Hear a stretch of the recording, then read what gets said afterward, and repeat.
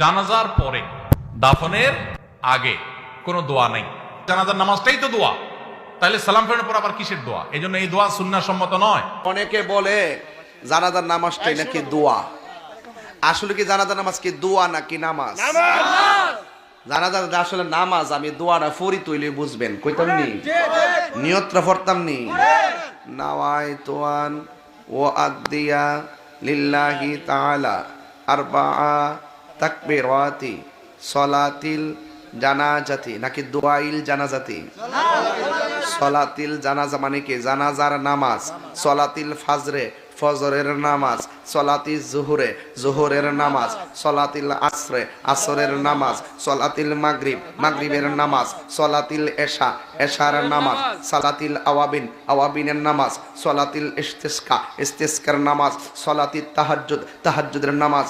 এইটাই হলো